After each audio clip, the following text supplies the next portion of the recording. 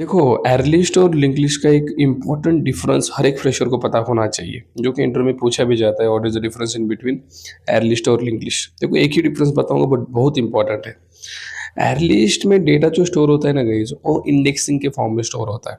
That means आपने store किया, array list का ऑब्जेक्ट बना एल डॉट एड 10 स्टोर किया, उसको 0 इंडेक्सिंग मिलता है। Then L dot add 20 store किया, उसको फर्स्ट इंडेक्स मिलेगा। इसे इंडेक्सिंग में डेटा स्टोर होता है एयर लिस्ट के अंदर। But what about link list? Link list के अंदर भी डेटा इंडेक्सिंग में ही स्टोर होता है। हेलो, बट सबसे important point, basically link list follow करता है डबली लिंक लिस्ट डेटा स्ट्रक्चर को। मतलब लिंक लिस्ट के अंदर डेटा स्टोर होता है नोड के फॉर्मेट में, एंड वो नोड उनको मिलता है इंडेक्सिंग। नोड को इंडेक्सिंग मिलता है, data directly goes into the node. What is node exactly? देखो, डबली लिंक लिस्ट डेटा स्ट्रक्चर में नोड को दो पार्ट्स होते हैं। एक प्रीवियस नोड का एड्रेस, एंड एक होता है नेक्स्ट नोड का एड्रेस, और बीच में होता है डेटा। मतलब total 3 parts present in one node.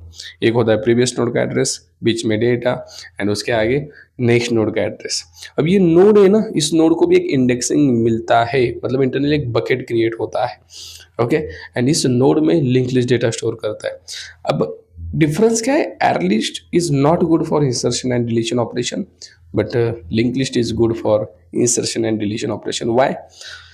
देखो, एयर लिस्ट में अगर आप इंसर्ट एंड डिलीट डेटा करोगे तो प्रॉब्लम क्या होगा? हर एक एलिमेंट अपना पोजिशनिंग चेंज करेगा, बिकॉज सीधा इंडेक्सिंग में स्टोर हो चुका है। बट लिंक लिस्ट के अंदर ऐसा नहीं है। लिंक लिस्ट के अंदर डेटा नोड में स्टोर हुआ है, हर एक नोड एक दूसरे का एड्रेस ले रही है।